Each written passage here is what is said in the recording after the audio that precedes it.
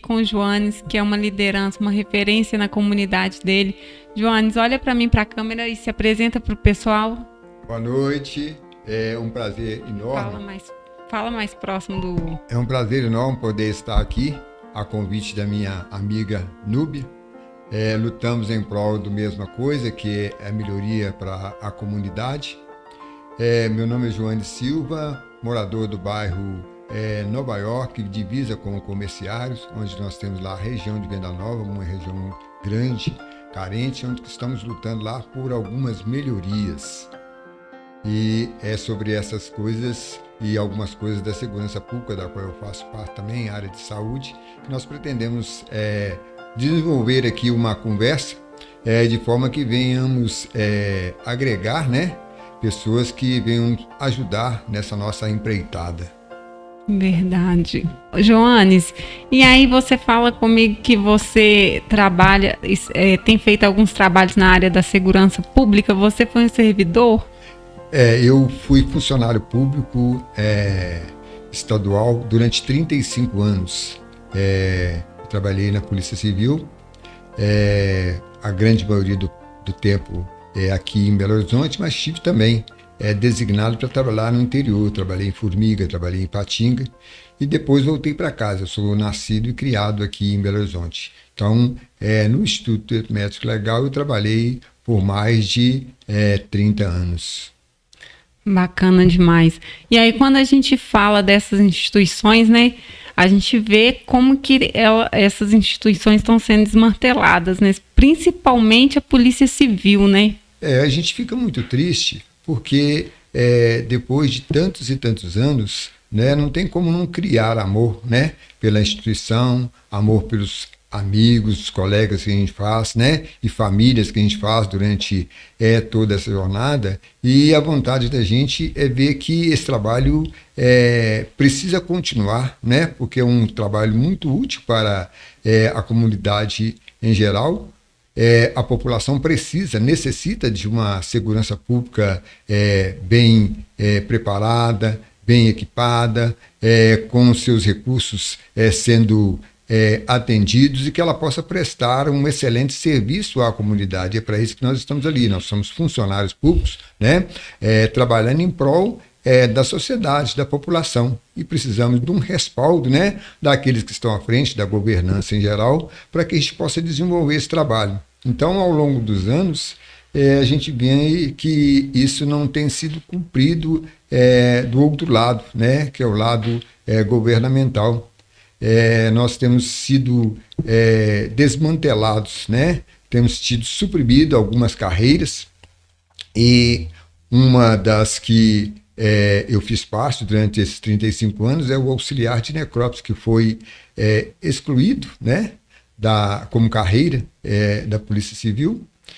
Hoje é feito por serviços terceirizados, alguns contratos precários, e agora recentemente fizeram um concurso aí meia boca, com outro nome, mas com essas pessoas chegando e não tendo os mesmos direitos, as mesmas garantias daqueles que são de carreira.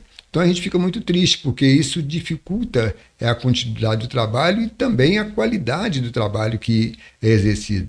Mas não só isto, nós vemos também a questão de equipamentos, nós vemos a questão de comodidade, né? Algumas sucateadas mesmo, colegas trabalhando às vezes quase que sozinhos, colegas trabalhando em lugares assim que não oferecem nenhuma condição, segurança, até mesmo de higiene, né? Tudo sucateado mesmo. Então a gente fica muito triste. E sem falar na questão salarial, né? A gente vê que as coisas estão aumentando na Polícia Civil, que é a questão da área de saúde. Até hoje nós não temos um hospital da polícia.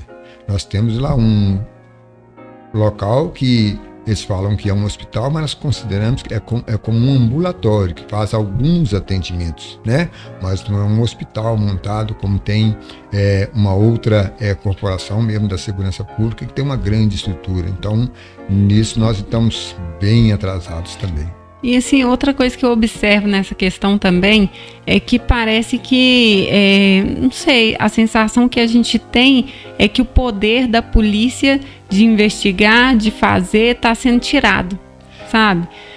Por algumas pessoas, né? Nós não vamos citar o nome para o nosso canal não cair. Sim. Mas eu sinto que, tipo assim, tá tendo muita, por exemplo, na Polícia Federal, tá tendo muito esse remanejamento aí para evitar certas investigações.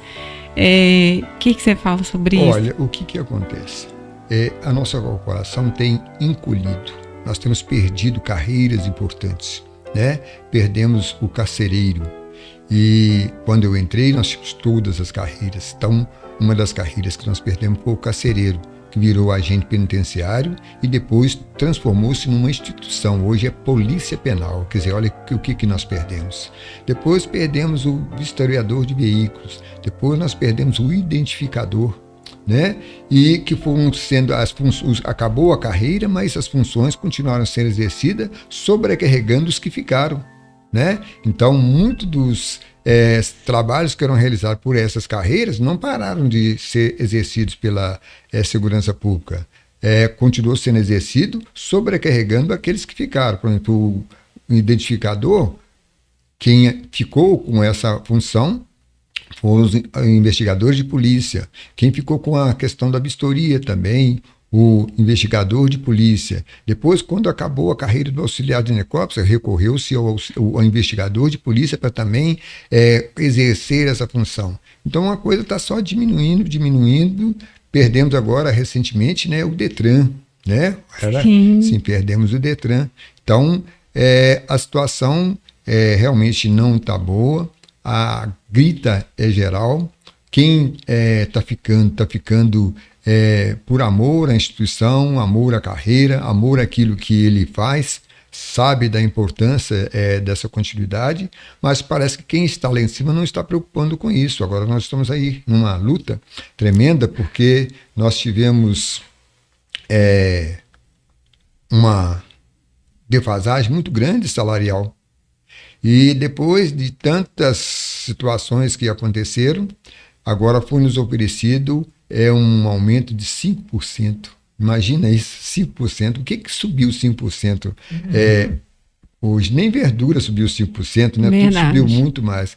Então, tudo isso leva a uma pressão muito grande. Imagine aquele pai de família, aquela mãe de família, que tira o seu sustento através do seu trabalho na segurança pública, agora se vê pressionado porque o salário dele não dá para cobrir mais as despesas que ele tinha. Imagina, ele continua tendo as despesas, continua tendo as esposas, os maridos, continua tendo os filhos, continua tendo os gastos com as crianças, com a questão escolar, alimentação, vestimenta, né? E o sujeito surta mesmo, né? E ainda vai para uma luta em glória, né? Nesse enfrentamento aí com a bandidagem, e com muito poucos recursos, precisando de mais tempo para descanso, preparação e tudo, e não tem nada disso. Então, esse surto, essa grita é geral, não é só na nossa instituição, nas outras instituições também. A grita está grande, e se vocês forem acompanhar aí os noticiários do dia a dia, vocês vão ver e se surpreender, né, com as coisas que a polícia, em geral, a segurança pública está sofrendo, porque ela está acuada, sem poder mesmo de exercer o que deveria estar exercendo, porque falta ali para ela também recursos de todas as áreas. Sim. E aí, assim, como, igual você falou, vários setores estão sendo, né, fechados. E aí, sobrecarregando outros setores. Acaba que tipo assim, quem investiga não consegue investigar. Quem faz isso não consegue fazer porque tem que suprir a falta de um outro profissional. Sim. E acaba não prestando um serviço de qualidade para a população. Sim. Acaba que a gente fica aí com crimes que não são, né, resolvidos, com problemas que, né, vão só se acumulando e a gente não chega a uma solução. E outra coisa também que a gente observa aí é que, infelizmente, a estrutura também desses policiais que muitas vezes vão para a rua defender a população de bem é muito pequena, né? O suporte que é dado para eles é muito pequeno. Nós estamos com uma baixa, né, de funcionários né? Porque muita gente se aposentou, outros morreram, outros estão afastados por uma licença médica e não é suprida essas necessidades. Os concursos são muito poucos para suprir tudo que está precisando. E outra coisa, isso afeta também, igual você falou, o psicológico desses policiais, porque eles vão para a rua trabalhar com um psicológico defasado, né? Aí chega na rua, age com truculência, age de, sabe, assim, eles não estão tendo um olhar ali, sabe? Eu acho que tem que ter esse olhar, eu acho que tem que ter sabe, ver se aquele policial tem condições realmente de ir para a rua, prestar um serviço, porque colocar um policial na rua com uma arma na cintura é uma coisa muito séria. Sim, a pessoa tem que estar bem psicologicamente, fisicamente, mentalmente na questão das seus compromissos, das suas obrigações. Imagina o sujeito estar na rua pensando, puxa vida, esse mês eu não consegui arcar com o aluguel, esse mês eu não consegui arcar com a prestação do carro, esse mês eu não consegui arcar com a escola dos meninos, e ele está ali prestando um serviço. Imagina a cabeça dessa pessoa. Termina um lugar que começou, falou que ia fazer um asfalto, botou só uma terrinha lá, um negócio e não acabou o asfalto. Lugar que ele fala, é porque fica um jogo de empurra. Não, depende da Copasa. Não, depende de não sei quem, depende de não sei quem. E nunca tem um responsável para resolver essa questão. É o tal do jogo do empurra que você está falando. Ô, Joanes, eu acho engraçado, assim, você falar comigo, assim, porque eu falo com você, quando eu comecei a lutar para que as obras da drenagem acontecessem na Cristiano Machado, que é uma das minhas maiores lutas, né? Que eu falo que é uma coisa que eu tomei para mim. É exatamente isso que você está falando. É o jogo de empurra. Isso aqui é responsabilidade da Copasa. Não, isso aqui é responsabilidade da SUDECAP. Isso aqui é responsabilidade. E a dificuldade que você tem de acessar esses órgãos? Sim, não, você está vendo lá a poda de árvore, que é uma coisa simplesma de fazer. Eu falo com pessoas, gente, se a gente não está conseguindo aqui uma poda de árvore, o que nós vamos conseguir? Porque é uma coisa tão simples. Já passaram em outras avenidas lá, fizeram as podas. Qual que é a dificuldade de fazer essa poda? A gente não vai gastar 1 hora fazendo esse serviço de poda lá. É só contactar o pessoal da CEMIG, que vão fazer a poda e preciso do apoio de vocês aqui. O pessoal da Copasa, porque nós vamos cortar, pode ter vazamento, isso e tal. E marcar o dia, a população, nós vamos aí, tal dia ser assim. A população, se fosse necessário, a população até ajudava a cair. Vamos fazer o seguinte, Vamos fazer o seguinte. Vamos fazer um. Como é que fala? Deixa eu lembrar aqui.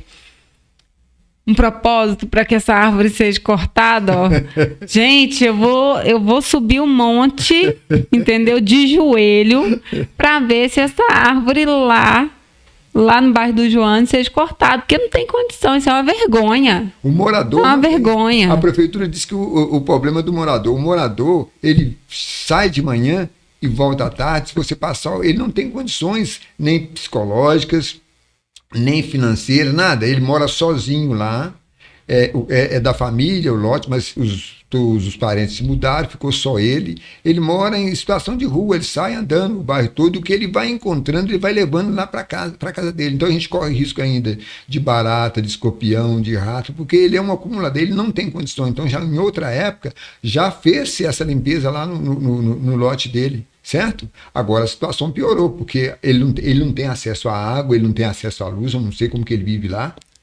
Nossa! Sério. E mais esse problema de mato crescendo, essa árvore que precisa ser podada.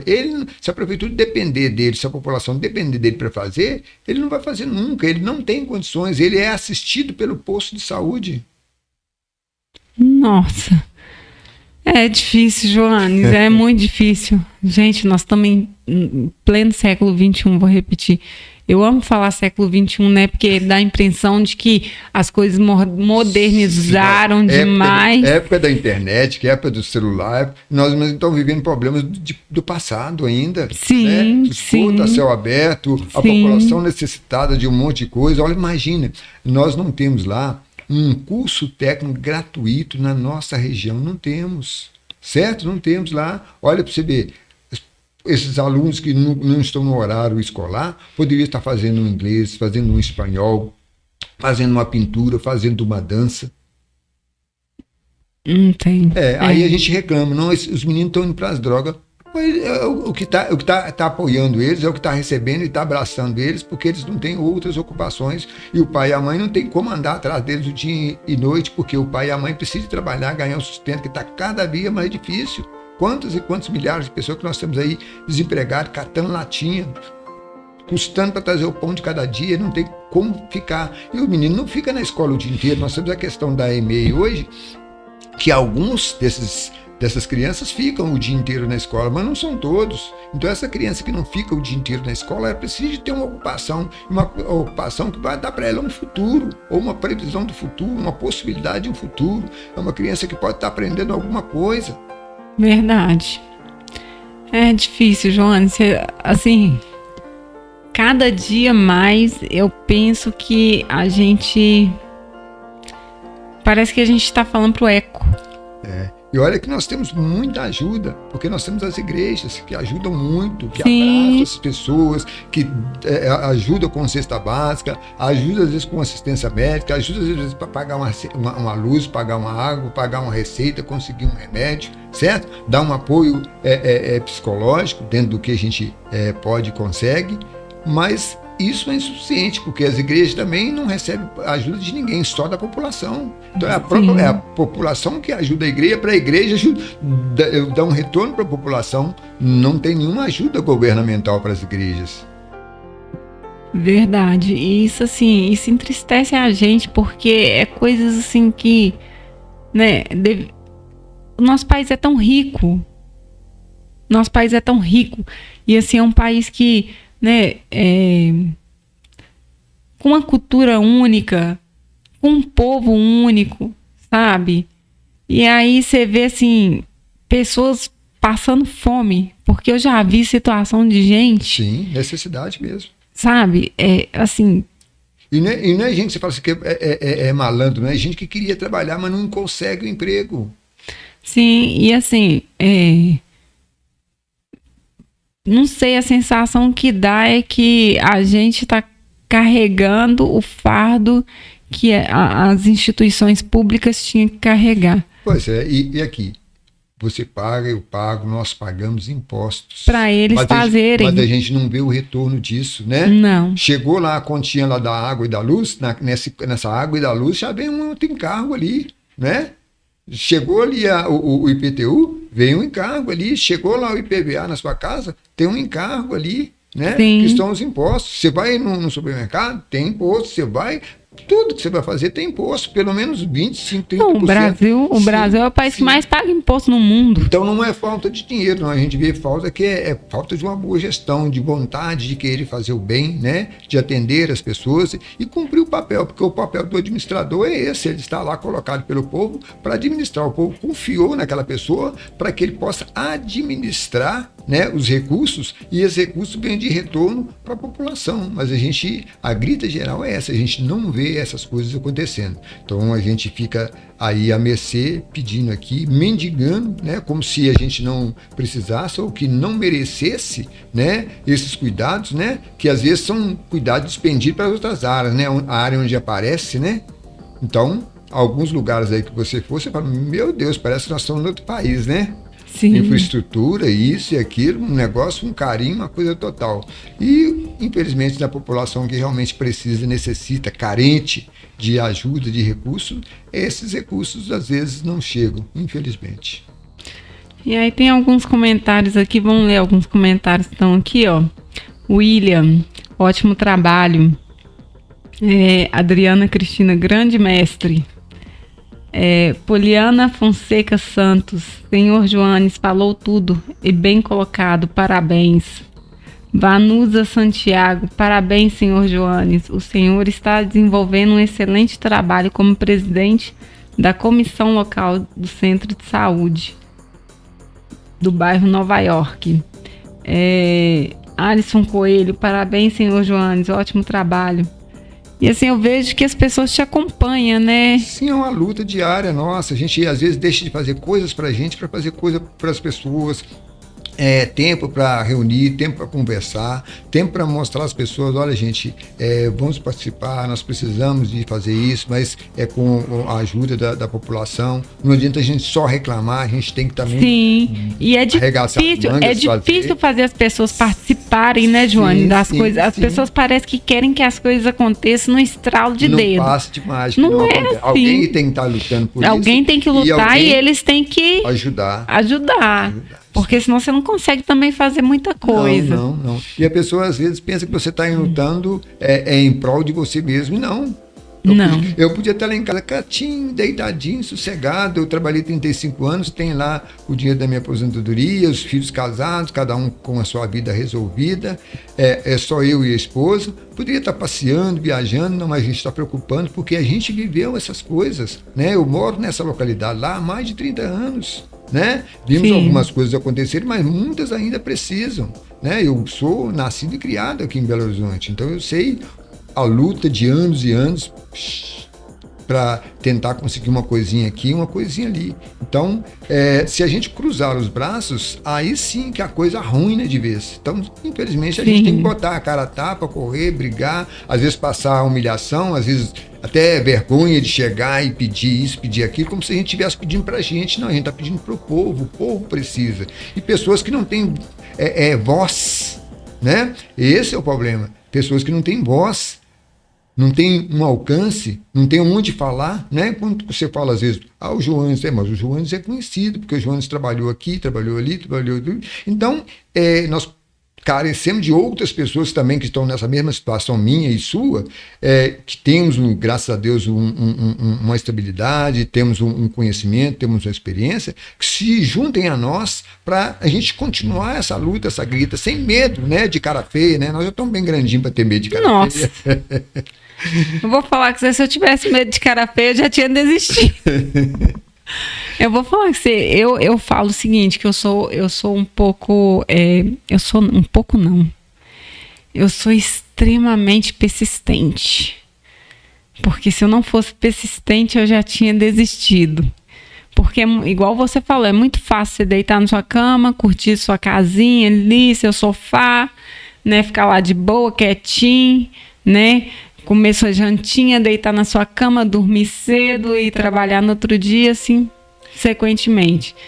Só que esse ficar em casa e ver as coisas acontecer me incomoda a tal ponto que eu não consigo parar. Eu vou e vou. Você vê que tem gente chegando às vezes num posto de saúde e não tem um médico. Não. E a pessoa realmente está precisando. Você vê que a pessoa chega num posto de saúde e às vezes não tem a medicação que ela precisava ter, né? Você vê ali o funcionário que está ali trabalhando, às vezes fazendo das tripas coração para atender aquelas pessoas, porque ele conhece a necessidade, ele sabe disso, que a pessoa precisa e necessita do cuidado dele, do trabalho dele, mas ele também está carente de recursos para poder fazer isso. Então, o funcionário também está sofrendo. Ele está ali sofrendo, porque ele queria fazer mais, certo? Ele queria fazer mais. Então, a gente vê, às vezes, infelizmente, nessa luta da população, às vezes, de chegar num posto de saúde, você ter numa UPA e não ter lá o médico para atender. Imagina uma criança, o pai com uma criança passando mal e chegar num local e não ter o atendimento, falar, não tem. Mas como se não tem? Tem que ter. Né? Você vê às vezes uma pessoa que está ali trabalhando, mas na casa dele tem uma carência também. Por quê? Porque o poder público está falhando com ele também, porque ele fez um concurso e para prestar um bom serviço, para ter condições de trabalho, para ter um salário adequado, para ele poder criar ali a sua família, para ele também ter condições de prestar um bom trabalho. Então ele também está sofrendo, não é só a população. O trabalhador também está sofrendo para trabalhar da saúde. Porque querendo ou não, eles estão sobrecarregados. Sim. Porque o que acontece? Hoje em dia os médicos estão formando, eles não querem trabalhar no SUS, não. O pessoal quer serviço particular, que paga melhor, né? Quando, paga melhor. Eu estava conversando com alguns colegas e a gente estava falando, olha, a gente tem aí uma dificuldade muito grande que é formar médicos. Não é por falta de talento, não. É porque a pessoa, na nossa nível, né, não consegue pagar uma faculdade particular. Né? As faculdades particulares hoje de medicina, por exemplo, não fica menos do que 8 mil. Eu estou falando só de mensalidade, não estou falando de outras coisas que ela precisa, né, de alimentação, de material didático, não estou falando disso, não, estou falando só de coisa. Quem consegue pagar isso? Então é um ou outro que consegue. Aí nós temos a questão da UFMG, que é pública, né? E aí quem consegue entrar na UFMG? É quem estudou em hospitais, em escolas particulares. Né? Então é aquela pessoa que às vezes poderia pagar essa particular, ele vai para a pública. Muitas vezes aquela pessoa que tinha um talento, que tinha a vontade, tinha um sonho, não consegue entrar. Sim. E aí o que acontece? Nós vamos perdendo talentos. Então, uma das coisas que a gente estava conversando, olha, essa faculdade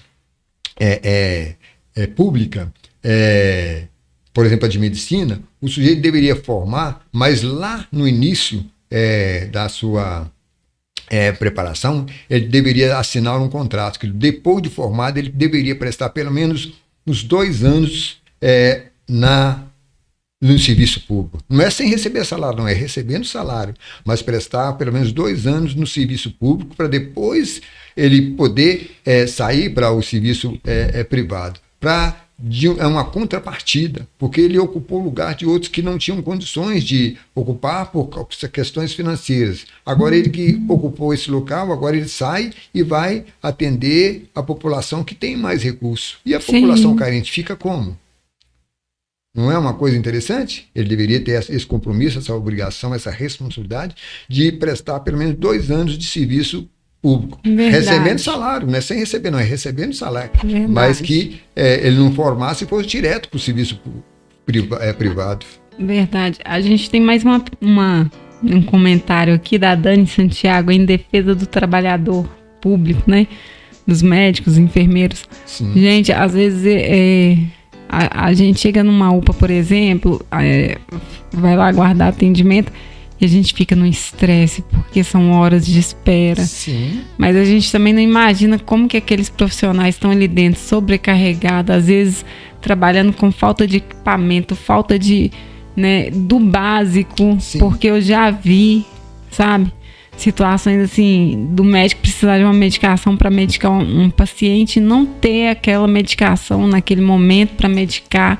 E aí, para conseguir isso, o parente foi na farmácia mais próxima comprar a medicação para o médico conseguir medicar o paciente. Então, assim, isso acontece muito. E assim, o problema é que essas pessoas, esses profissionais, infelizmente, eles acabam silenciando. Eles não têm que silenciar. Eles têm que falar, sabe? E a imprensa, em vez de ajudar, parece que toda vez que eles tentam fazer um ato, eles encobrem muita coisa ali, eles não mostram a realidade do que esses profissionais estão vivendo. Eu posso falar de cadeira, né? Eu já vivi o outro lado. Né? Eu trabalhei no Hospital Odilon Beres, uma luta muito grande, né? Tinha dias que você às vezes não conseguia nem alimentar. Correria muito grande, muitos pacientes, pouco recurso, muitas coisas para serem realizadas, uma sobrecarga muito grande. Trabalhei no João 23, também CTI, né?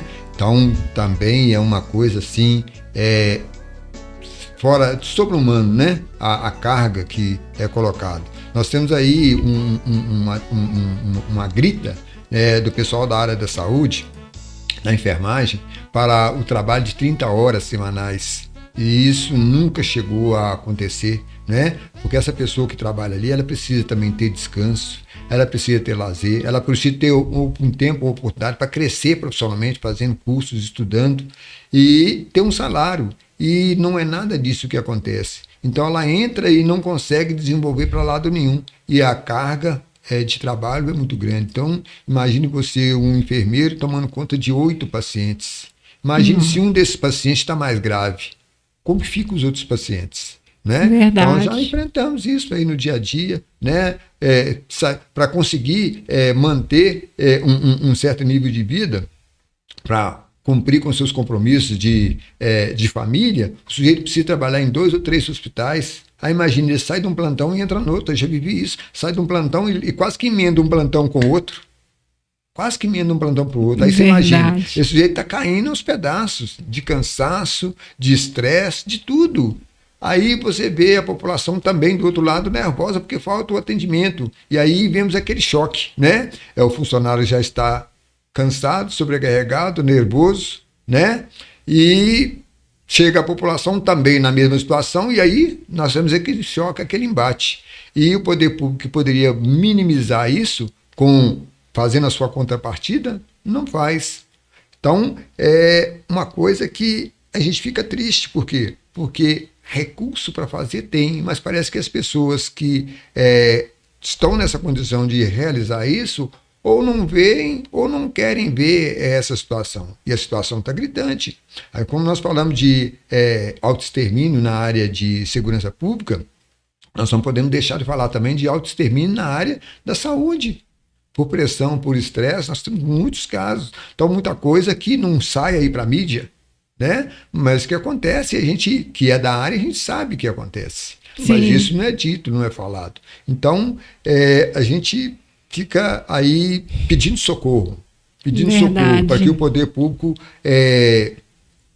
faça o mínimo, que é dar para esses profissionais dignidade na questão profissional, que ele tenha condições de ter um salário adequado. Nós temos aí o teto provado da enfermagem, mas a briga dos governos é para não pagar isso. Será que o pessoal não merece? Né? A gente vê a grita aí do pessoal da educação, será que esse pessoal também não merece? Né? Então todo mundo precisa, né? Todo mundo, para desenvolver na sua vida, desde cedo, ele precisa de atendimento médico, e essa área, infelizmente, é negligenciada, porque os profissionais não têm os recursos que precisam. Ele precisa de educação. O doutor fulano, o doutor Beltrano, ele foi aluno um dia, então alguém ensinou para ele, né? A base de tudo é educação. Sim, então não temos isso, né? E o que acontece? Também vemos os embates aí na sala de aula, porque os professores estão de pés e mãos cruzadas. Aí você fala, mas o aluno chega lá, o menino chega lá, sem educação, sem isso, aquilo, porque infelizmente o pai, por não ter recurso, ele está também terceirizando a educação. Ele manda o menino para a escola para o professor educar o menino. Por quê? Porque o pai trabalha, a mãe também trabalha, para tentar suprir as necessidades do dia a dia, e o menino vai sendo criado, né? E aí a gente vê essa grita desembocando lá na segurança pública de novo, né? Então é muito triste você imaginar que tem menino de 10, 12, 13 anos aí já na criminalidade. Verdade. Uma coisa triste. E antigamente a gente falava dos homens. Não, hoje nós temos mulheres nessa situação também, né? A população está crescendo e isso, infelizmente. Então, na nossa região lá, não foram poucas as vezes que pai de família, mãe de família saindo para trabalhar às 6 horas da manhã, 5h30, 6 horas da manhã, o dia ainda amanhecendo, e ser assaltado num ponto de ônibus. É difícil. Não é? É uma realidade, né? Infelizmente. E aí a gente tem mais um comentário aqui da Cristiane Regina.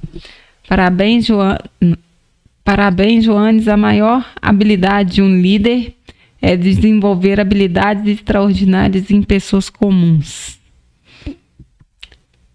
É o que a gente viveu, né? Eu sou filho de uma lavadeira e de um soldado, quando naquela época o soldado não ganhava praticamente nada. Era uma dificuldade muito grande.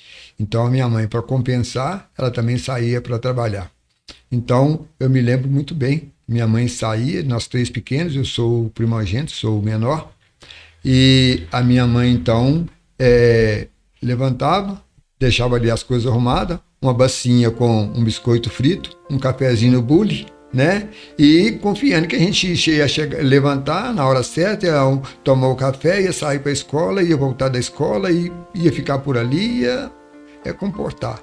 Então, a gente vê isso, a continuidade disso. Graças a Deus nós tivemos uma boa educação. Meu pai não era bem rígido com a questão da disciplina. Meu pai, todas as noites, quando ele chegava do serviço, embora cansado, Ele cobrava da gente o que foi feito na escola no dia, os exercícios, se foi feito, não foi feito, e se não tivesse feito ali, a bronca já começava ali. A gente, dos momentos de nossa de folga, tinha uma tarefa para realizar. Os outros irmãos também foi acontecendo da mesma forma. Então nós tivemos uma boa criação.